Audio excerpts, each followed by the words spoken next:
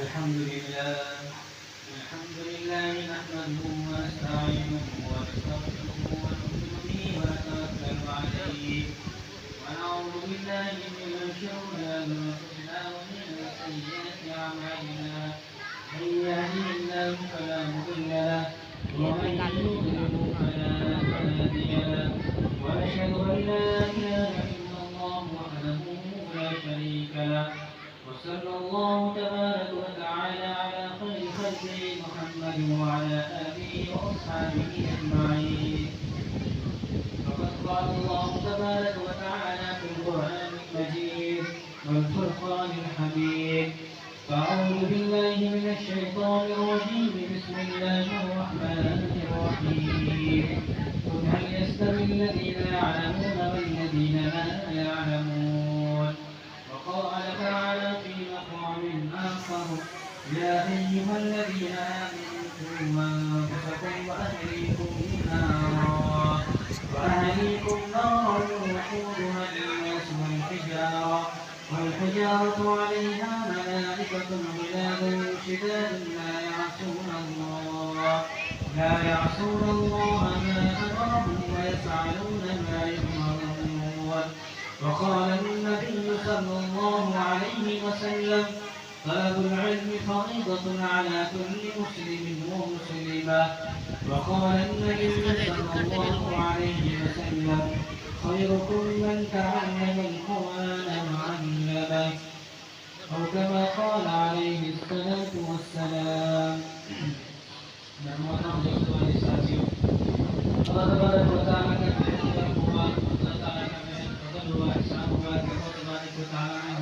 यहाँ पर जमा किया और अल्लाह तबारक व तआला ऐसे ही हम सबको बार बार जमा होने की तौफीक अता फरमाए। आमीन। दीन अगर जिंदा है तो मदरसों से जिंदा है। दीन अगर जिंदा है तो कहाँ से जिंदा है? मदरसे से जिंदा है। और दीन अगर आबाद है तो मस्जिदों से आबाद है। और दीन के अंदर मुहाफिज है, दीन की इबादत हो रही है तो उलमा दीन के मुहाफिज है। और किससे दिन जिंदा है? हम लोग जुमे आए और सोचे दिन जिंदा हो गया। दिन जिंदा होता क्या? जिस आदमी को मसले नहीं मालूम उससे दिन जिंदा कैसा होगा? तो जिस चीज से दिन जिंदा है आज उसी चीज से हम जोड़े।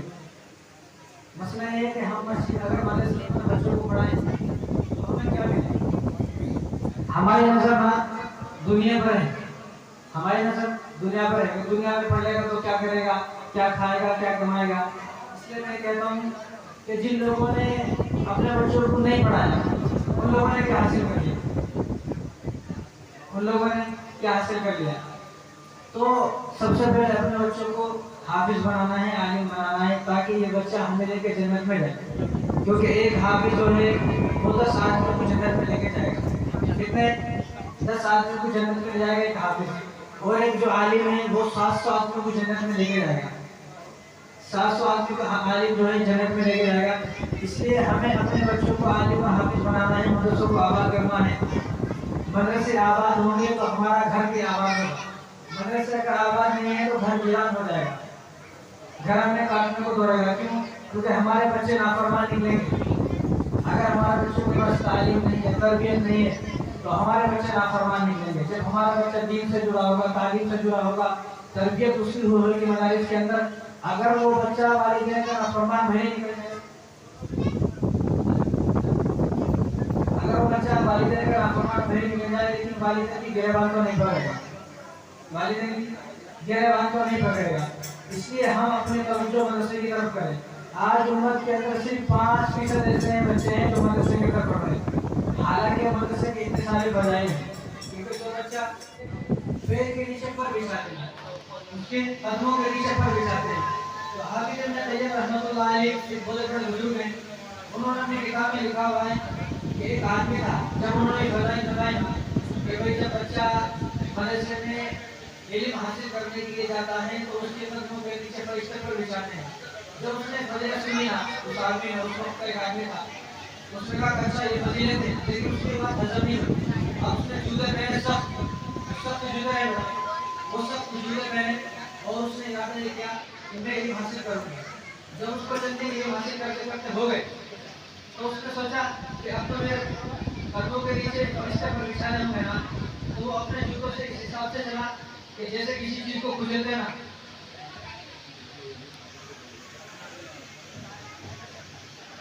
जैसे किसी चीज को कुचलते ना चलते हुए, तो वैसे चलता था।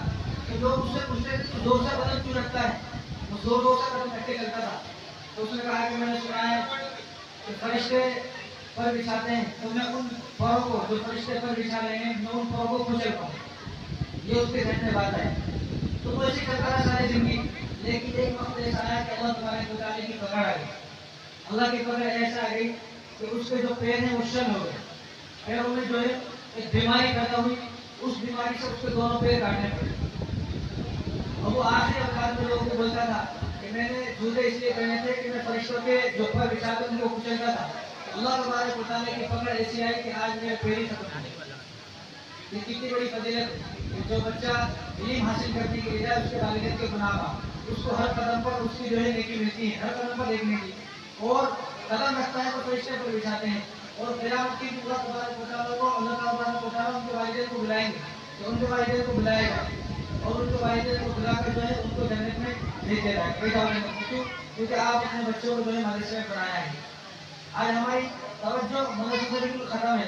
आज हम कहीं जाते हैं ना, मेहमान आप ही जाते ना, किसी के घर को मेहमान जाते तो हम उनको बच्चों से क्या पूछते हैं, आपके बच्चा कौन सी क्लास में, ये पूछते ना।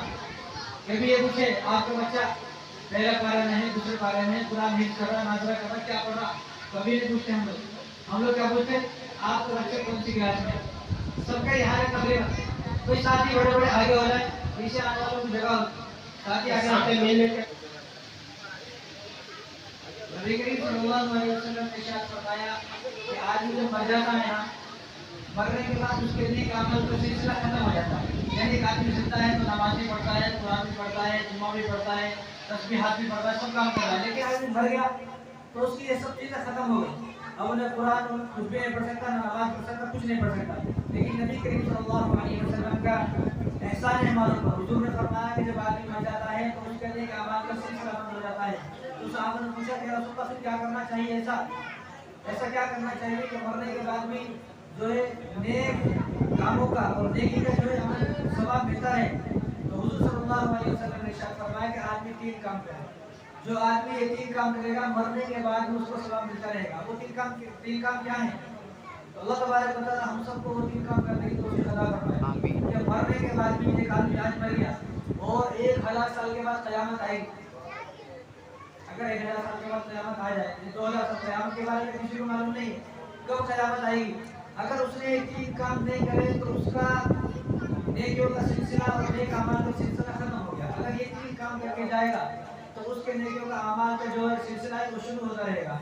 क्योंकि एक मरतबा एक बुजुर्ग कब्रिस्तान के पास से जा रहे थे, शेख ज़करिया रहमतुल्लाह अलैहि ने फ़ज़ाइल अमाल में इस बात को लिखा है। तो एक बुजुर्ग जा रहे थे तो उन्होंने कब्रिस्तान में देखा कि कब्रिस्तान में एक फरिश्ते ऊपर से आए, उनके हाथ में बहुत सारे कागजात थे। तो जब फरिश्ते आए तो बहुत सारे लोग कब्रों से उठे और कब्रों से उठकर उनके पास चले गए। जब गए तो फरिश्तों को कागजात किसी को दे, सबको दे दी कागजात। तो एक आदमी बैठे हुए रो रहे थे, तो बुजुर्ग उस आदमी के पास गए, भाई तुम क्यों रो रहे हो, क्या बात है, तुम क्यों रो रहे हो, क्या बात है। उन्होंने कहा ये जो ऊपर से आए हैं ना ये फरिश्ते हैं, जो ऊपर से आए थे ये फरिश्ते हैं, और इनके हाथ में जो पर्चे थे ना ये पर्चे नहीं बल्कि ये वो चीज़ें थी जो इनके मरने के बाद इनके ख़ानदान वालों ने, इनकी औलाद ने, इनके बच्चों ने जो उनको पढ़ के बख्शा है। तो तुम यहाँ क्यों बैठे हो। तो उन्होंने कहा कि मैं मर तो गया, मेरी वफात तो हो गई, लेकिन मेरे पढ़ने के लिए कोई भी नहीं है, पीछे मेरा पढ़ने वाला कोई भी नहीं है, मेरा पढ़ने वाला कोई भी नहीं है। तो मैं इस अफसोस में रो रहा हूँ, काश कि मेरा भी कोई होता तो मुझे आज पढ़ के बख्शा। बात खत्म। चंद साल के बाद, 1 साल के बाद फिर वो बुजुर्ग वहाँ से उस कब्रिस्तान से गुजरे, फिर उन्होंने ये मंजर देखा, आसमान से फरिश्ते आए। तो अब तमाम लोग जो है वो उनके पास जा रहे हैं। अब इन्हें जो पहले बैठा हुआ था इन्हें भी भाग के गए। अब जब इन्हें भाग के गए वो बुजुर्ग से हैरान हो, ये क्या बात है, पहले भी इन्हें भागा था, अब क्या हुआ। तो फिर वो बुजुर्ग उनके पास आए, पूछा तो तुम जब वो फरिश्ते आए ना तो उनके पास हो गए, तो फरिश्ते ने उनको भी पर्चा दिया, वो खुशी खुशी आ गए। जब वो खुशी खुशी आए तो बुजुर्ग ने उनसे पूछा भाई ये क्या बात है, पहले तो तुम नहीं गए, आज क्या हुआ, आज क्यों गए। तो उन्होंने कहा कि जब मेरी वफात हुई थी ना तो मेरी बीवी हमल से थी, मेरी बीवी हमल से थी और हमने इरादा एक वाक़या हुआ था अगर हमारा बच्चा होगा, कोई भी हो, लड़का हो लड़की हो, हम उसे हाफिज़ कुरान बनाएंगे। तो कल ही कुछ दिन पहले मेरा बच्चा पैदा हुआ और कल ही मेरा बच्चा मदरसे में गया और उसने सिर्फ अपनी तोदरी ज़बान से आऊज़ु बिल्लाह बिस्मिल्लाह पढ़े हैं। तो आऊज़ु बिल्लाह बिस्मिल्लाह पढ़ने पर अल्लाह तबारक व तआला को उस बच्चे पे इतना तरस आया कि बच्चे की आऊज़ु बिल्लाह बिस्मिल्लाह पढ़ने की वजह से अल्लाह तबारक व तआला ने इनकी बख्शिश फरमाई। कितनी बड़ी बात है। इसलिए मैं कह रहा हूँ अगर किसी के 2 बच्चे, 3 बच्चे, 4 बच्चे हैं, बच्चे नहीं, बच्चे तो उनमें से एक बच्चे को आगे बढ़े, एक बच्चे को आगे बढ़े। तो एक आदमी था, उन्हें शहर का था, शहर के कैसे रहते और उसकी शादी हो गई गांव की बच्ची से और वो गांव की बच्ची बेचारी सीधी सादी थी, पर्दे में रहती थी और बाहर नहीं जाती थी। तो वो हमेशा टोकता रहता था, तेरा ये सब समझ में आता, तू ये कैसे रहती है वैसे रहती है। तो शादी हो गई, शादी के बाद एक बच्चा हुआ, तो हुए 3 हुए 4 बच्चे हुए। कितने बच्चे हुए? 4। तो बीवी ने कहा कि हमारा इरादा ये है कि इसमें से एक बच्चे को हाफिज़ आलिम बनाया जाए। क्या बनाया जाए? हाफिज़ आलिम बनाया जाए। तो शोहर ने कहा नहीं नहीं ऐसा नहीं, हम नहीं बनाएंगे, हम तो जो है इसको डिग्री हासिल कराएंगे, ये पढ़ाएंगे वो पढ़ाएंगे। तो बीवी ने उनके कदमों में गिर गई और उनकी खुशामद आवाज़ की तो बड़े मुश्किल से शोहर राजी हो गया, चलो एक बच्चे को जो है आलिम बना देंगे। अब एक ज़माना गुजर गया, वो बच्चा हाफिज़ हो गया, आलिम बन गया, बड़े हो गए चारों बच्चे। तो एक दिन मियाँ बीवी दोनों बैठे हुए थे, तो बीवी शोहर को जो है एक बात जहन में आई और उसने कहा कि तूने कहा कि 4 बच्चों में से एक बच्चे को हाफिज़ आलिम बनाना, तो ठीक है तुम्हारी बात पूरी हो गई। आज हमारे 4 बच्चे हैं, 4 बच्चों में से एक आलिम है, हाफिज़ है, लेकिन 3 बच्चे जो है डिग्री हासिल करके दुनियावी लाइन से। लेकिन मुझे ये बात समझ में आई। उन्होंने कहा कि ठीक है आज की रात मैं आपको ये बात समझा दूंगी, आज की रात आपको मैं बात समझा दूंगी। तो समझ में आया। तो उसने कहा बीवी आप आज की रात ऐसे करना, आप रूम के अंदर चले जाना और अंदर से जो है कुंडी लगा लेना, दरवाजा बंद कर लेना, मैं यहाँ बैठ के रहूंगी। जब 4 बच्चे आएंगे आज मैं आपको सबूत दूंगी। तो वो औरत बाहर, उनकी जो बीवी थी बाहर बैठ गई। एक बच्चा आया, पहले जो बड़ा बच्चा था जो डिग्री हासिल करके था, बच्चा आया तो बच्चे को देखकर इसने जो है अपने कपड़े फाड़ लिए और रोने लगी जोर जोर से। कहा है कि आप क्यों रो रही हो?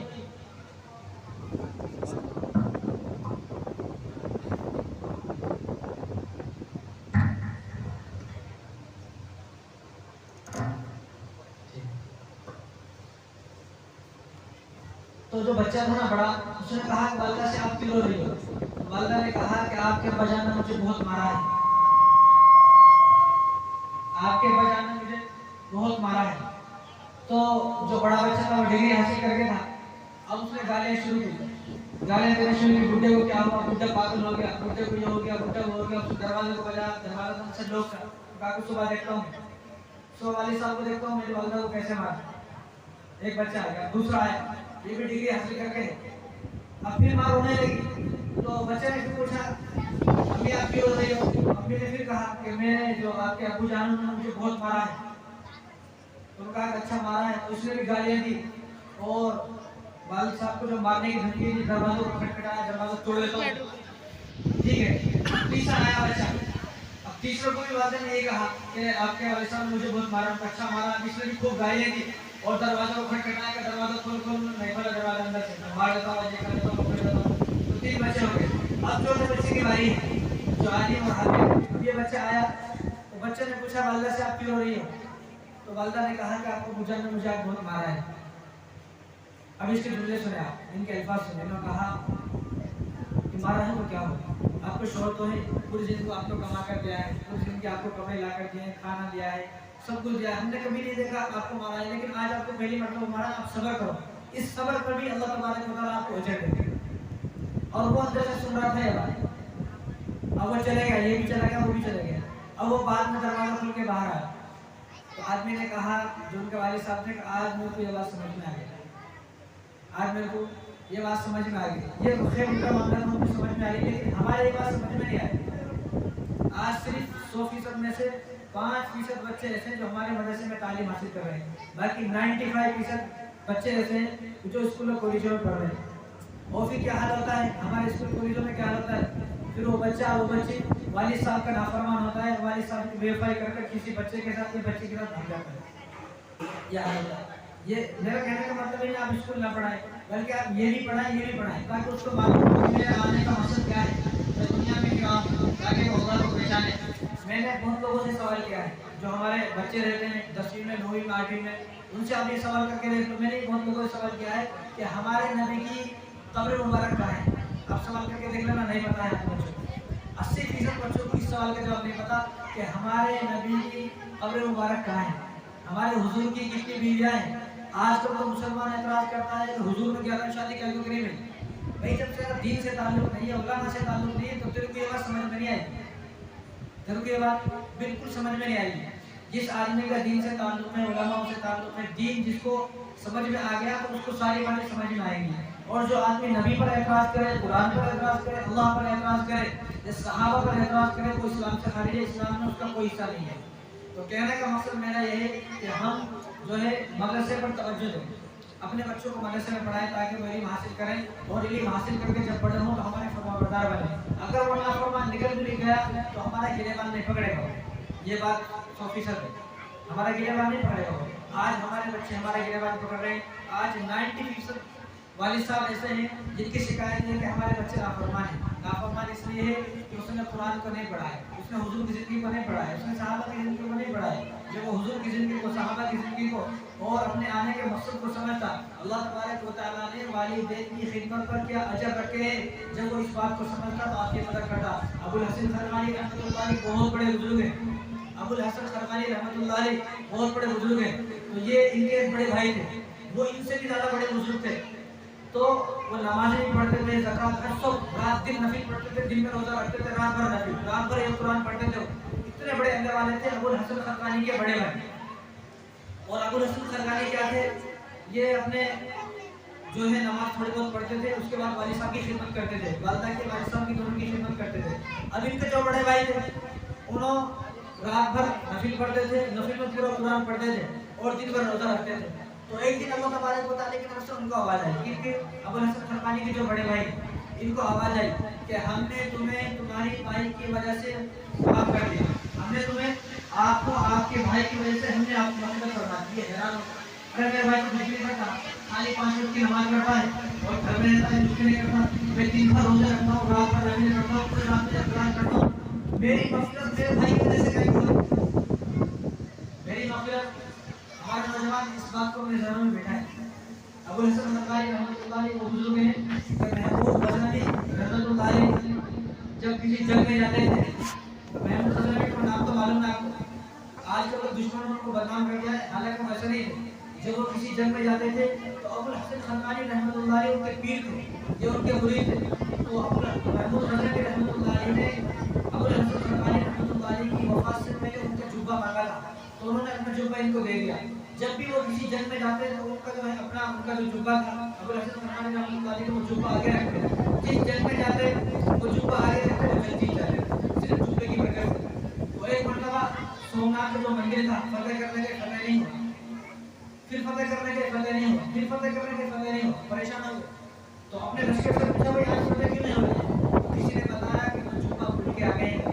वापस गए, अबुल हसन खरमानी रहमतुल्लाह अलैह का जुब्बा लेकर आए और वो वहाँ रखा, और उस जुब्बे के सत्ते से जो दुआ की, सोमनाथ का मंदिर फतेह हो गया। तो ये इतना बड़ा बुजुर्ग है, उस वक्त बुजुर्ग नहीं थे, उस वक्त जो अपने घर में रहते वालिदैन की खिदमत करते। तो इनको आवाज़ आई इनके बड़े भाई को। अब ये बड़े भाई कौन है? रात भर नफिल पढ़ते, रात को कुरान पढ़ते, दिन भर रोज़ा रखते, इतना बड़ा जो है अमल करते। लेकिन अल्लाह तबारक व तआला की तरफ से आवाज़ आई कि तुम्हारे भाई की वजह से तुम्हारी मग़फ़िरत कर दी गई है। अब ये हैरान, मेरे भाई की वजह से मेरी मग़फ़िरत हुई, मेरे भाई तो छोटा-मोटा अमल करता है। तो इन्होंने पूछा था तबारक व तआला से, आता है ये मेरे समाज में समझ में नहीं आया। तो कहा कि तुम तो रात भर नफिल पढ़ते हो, रात भर पूरा कुरान पढ़ते हो, दिन भर रोज़ा रखते हो, लेकिन वालिदैन की खिदमत नहीं करते। तुम्हारे भाई जो है 5 वक्त की नमाज पढ़ते हैं, सिर्फ वालिदैन की खिदमत करते हैं। वालिदैन की खिदमत के लिए हमने तुमको भी माफ़ कर दिया, उनको भी माफ़ कर दिया। इसके वजह सिर्फ वालिदैन की खिदमत।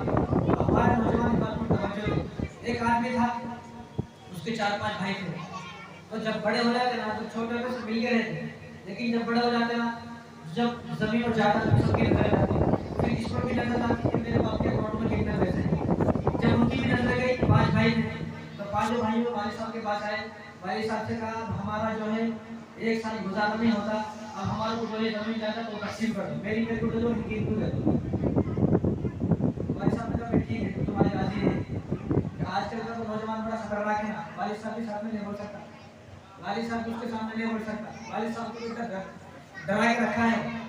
तो अब ये जो 5 भाई लगे, 4 भाइयों ने फैसला किया हम अपनी जमीन जायदाद लेकर निकल जाएंगे। तो सबसे छोटा जो भाई था उसने कहा कि मैं नहीं जाऊंगा। आप वालिद साहब से कहा ऐसे करो, इनकी जो जमीन जायदाद है वो इनको दे दो, मैं आपके साथ ही रहूंगा, मैं आपकी खिदमत करूंगा। तो वालिद साहब खुश हो गए। तो वो 4 भाई चले गए और इस अकेले ने वालिद साहब की खिदमत की, वालिदा की खिदमत की। चंद दिन के बाद वालिद साहब और वालिदा की फौत हो गई, वालिदा जो है वो वफात हो गई। जब वफात हो गए, जब गुर्बत में थे वो पैसे लेके निकल गए। उन्होंने सोचा कि हमने बहुत बड़ा कुछ हासिल तीर मार दिया है और 30 माह खान पर निकल गए। लेकिन ये गुर्बत में थे, गुर्बत में जो है वालिदा की खिदमत की, वालिदा की खिदमत करते करते वालिद साहब और वालिदा दोनों का इंतकाल हो गया। इंतकाल होने के बाद इनको एक दिन ख्वाब दिखा, इनको ख्वाब ये दिखा कि हम तुमसे बहुत राजी हैं। अल्लाह तबारक व तआला की तरफ से फरिश्ता है, फरिश्ता ने कहा कि अल्लाह ताला फरमा रहे हम तुमसे राजी हैं और हमने तुमने जो वालिद साहब की खिदमत की उसके एवज हमने फला जगह जाओ फला पत्थर है, उस पत्थर के लिए 100 रुपए रखोगे, 100 दिनार, वो दिनार तो ले लो। तो उन्होंने कहा कि वो 100 दिनार तो मैं ले लूंगा, लेकिन आप ये बताओ वो 100 दिनार में बरकत है या नहीं है। तो फरिश्ता ने कहा कि 100 दिनार में बरकत नहीं है। कहते ठीक है, मुझे फिर जरूरत नहीं है, मुझे फिर जरूरत नहीं है। तो दूसरे दिन फिर ख्वाब दिखा, दूसरे दिन ख्वाब ये दिखा कि फला पत्थर के नीचे 50 दिनार रखते हुए जाके ले लो। तो इन्होंने फिर पूछा तो उसमें बरकत है नहीं है, कहा कि नहीं बरकत नहीं, कहा ठीक है मुझे नहीं लेना।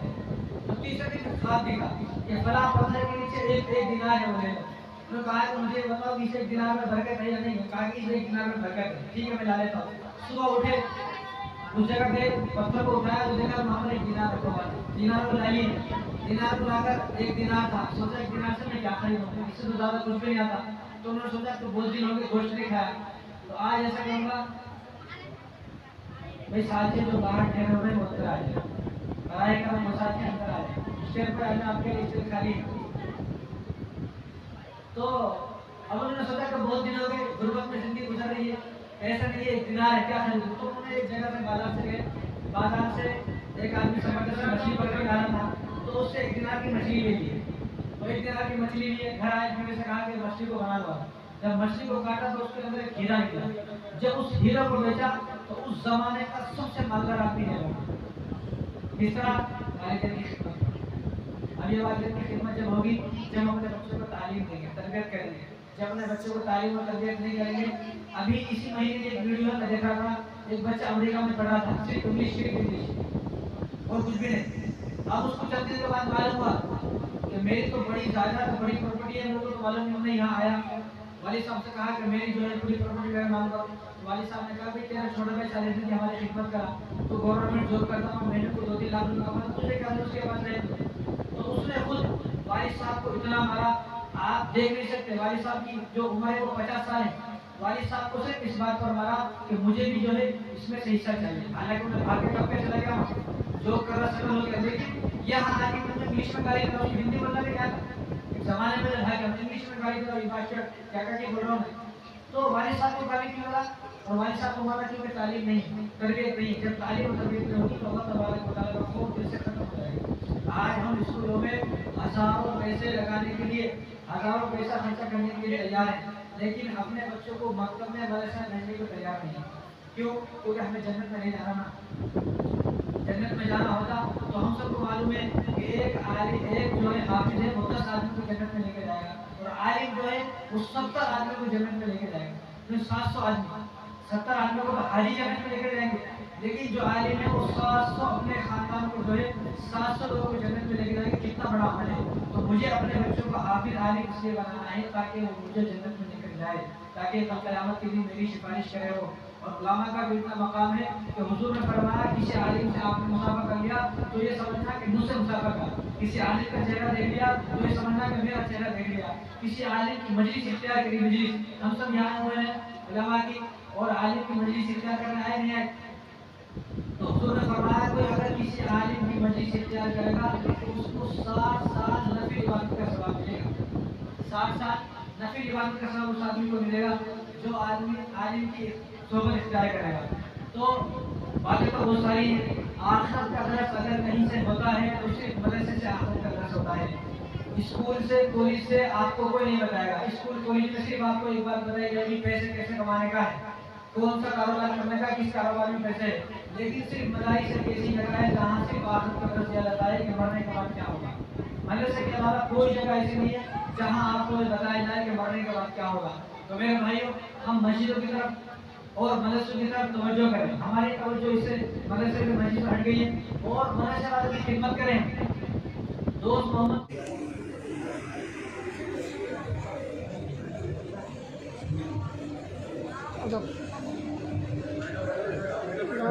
शेखुपुरी रहमतुल्लाह बहुत बड़े बुजुर्ग हैं। उन्होंने अपनी किताब लिखी है हिदायत उमर और मेहराब। बहुत खूबसूरत किताब है, हमें अपने मुताले में रखनी चाहिए वो किताब। तो उन्होंने एक वाक़या बयान किया है मदारिस के जो तालिब इल्म हैं की खिदमत पर। उन्होंने उस किताब में वाक़या बयान किया है इराक का। तो इराक के अंदर एक गवर्नर था, तो वो गवर्नर एक जलसे में गया। तो जलसे में जाने के बाद उस गवर्नर ने जब उलमा की खिदमत पर, तालिब इल्म की खिदमत के फज़ाइल सुने तो बड़ा खुश हुआ। तो इराक में उनके घर के पास एक मदरसा था, वो गवर्नर थे, मुसलमान थे। तो उनका जो मदरसा था वहाँ पर उनके घर के बाजू, तो उन्होंने सोचा कि जब तालिब इल्म की खिदमत पर इतना सवाब है और तालिब इल्म के मदारिस की खिदमत पर इतना सवाब मिलता है, इतनी फजीलत है, तो आज से मैं वादा करता हूँ कि मेरे घर के बाजू जो मदरसा है, इस मदरसे के जो तालिब इल्म है उनका खाना दोनों वक्त का मेरी तरफ से रहेगा, दोनों वक्त का खाना मेरी तरफ से रहेगा। तो वो मदरसे में आए और मदरसे के जो मोहसिन साहब थे, नाज़िम साहब से उनसे बात की और बात करने के बाद दोपहर को शाम का दोनों खाना उनके घर से जाता था, दोनों वक्त का खाना। अब एक दिन ऐसा हुआ, चंद साल हो गए खाना देते हुए, एक दिन ऐसा हुआ कि बारिश आई बहुत जोरों की। अभी बारिश आई ना, तो ऐसी बारिश आई बहुत जोरों की। अब शाम का जो खाना था वो ज़रा लाने में लेट हो गया। अब जब लेट हो गया तो उन्होंने सोचा खाना कैसे ले जाया जाए, बारिश तो बहुत है।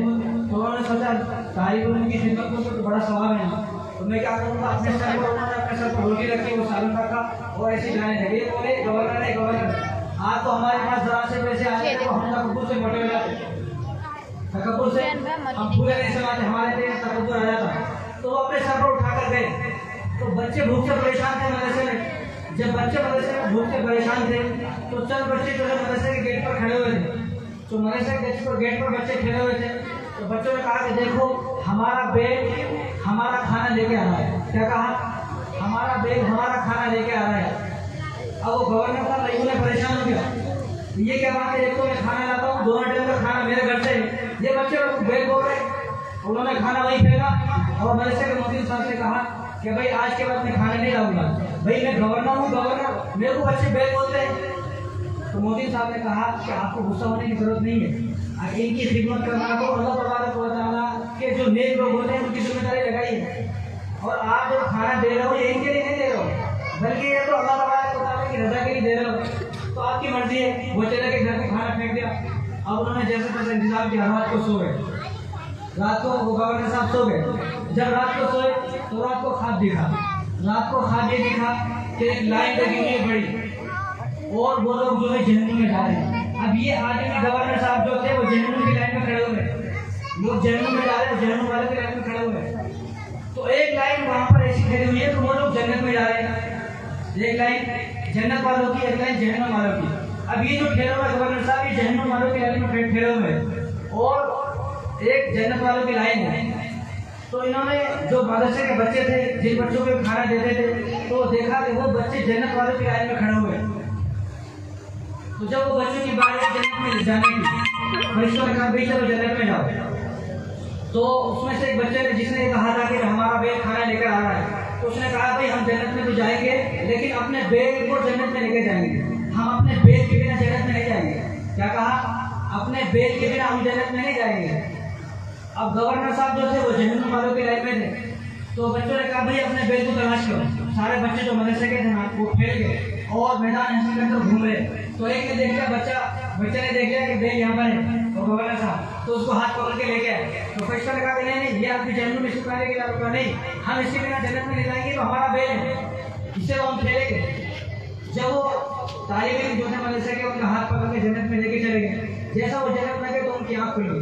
आँख खुल गई तो रात को मदरसे में भाग कर आए और मोहसिन साहब के जो नाजिम साहब उनके कदमों में गिर गए और कहा कि आज के बाद ये बच्चे मुझे गधा बोले, कुत्ता बोले, खिंजीर बोले, जो बोलना है बोलो, लेकिन आज से जब तक ये मदरसा कायम है, जब तक इस मदरसे का 2 वक्त का खाना मेरी तरफ से आएगा, सिर्फ खाने पर।